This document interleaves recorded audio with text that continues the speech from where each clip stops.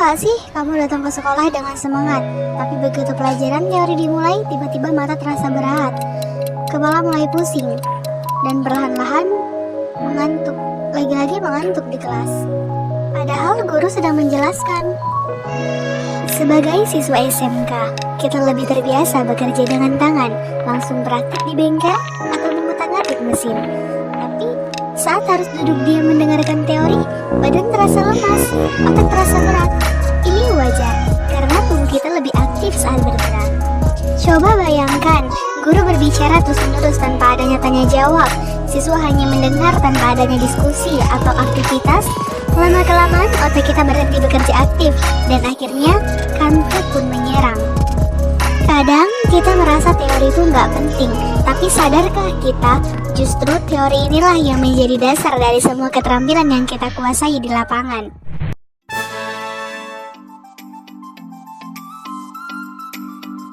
Dalam proses belajar mengajar, motivasi memiliki peran yang sangat penting. Guru tidak hanya berperan sebagai penyampai materi, tetapi juga sebagai motivator yang mampu membangkitkan semangat belajar siswa.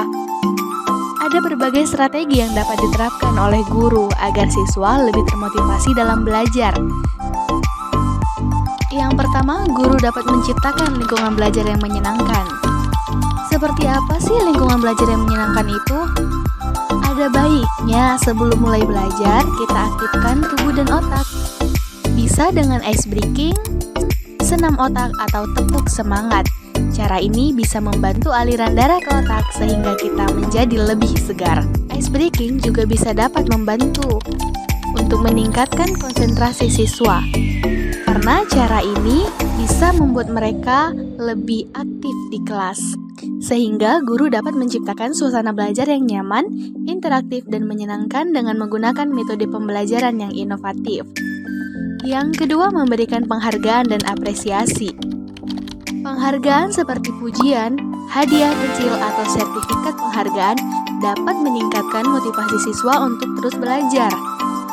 Nah, siswa yang mendapatkan pujian atau penghargaan itu adalah siswa yang aktif, menjawab, dan berdiskusi pada saat guru memberikan sesi tanya jawab. Kelas yang interaktif itu lebih seru. Coba deh lebih sering berdiskusi atau menjawab pertanyaan guru. Dengan cara ini, otak kita tetap aktif dan rasa kantuk pun hilang. Siswa akan sangat antusias dalam berdiskusi, apalagi ditambah ujian yang diberikan oleh guru. Strategi ice breaking dan tanya jawab ini dapat kita lakukan dengan guru memberikan pertanyaan singkat dan siswa menjawab dengan cepat. Jawaban yang benar mendapatkan poin, dan poin yang diraih akan mendapatkan hadiah. Yang ketiga, modul ajar dengan grafik 3 dimensi. Belajar teori nggak harus membosankan sekarang. Ada modul ajar berbasis 3 dimensi yang lebih interaktif. Dengan model 3 dimensi, kita bisa melihat gambar mesin secara detail dari berbagai sudut, seolah kita sedang praktik. Hal ini akan memicu siswa-siswi kita untuk aktif dalam berdiskusi atau belajar secara teori.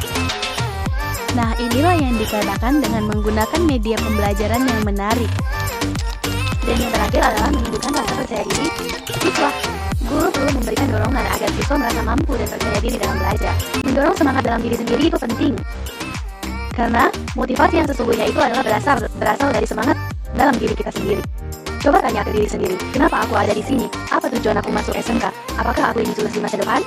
Kalau kamu punya mimpi, kejar itu. Jangan biarkan kantuk, bosan, atau rasa malas menghalangi langkahmu. Jadi, jangan sampai kalian kalah sama rasa kantuk ya. Ingat, setiap teori yang kita pelajari adalah kunci untuk masa depan yang lebih baik. Mari kita ubah cara belajar menjadi lebih seru, aktif, dan penuh semangat. Selanjutnya, mengaitkan materi dengan kehidupan nyata merupakan salah satu cara efektif loh untuk meningkatkan motivasi belajar siswa.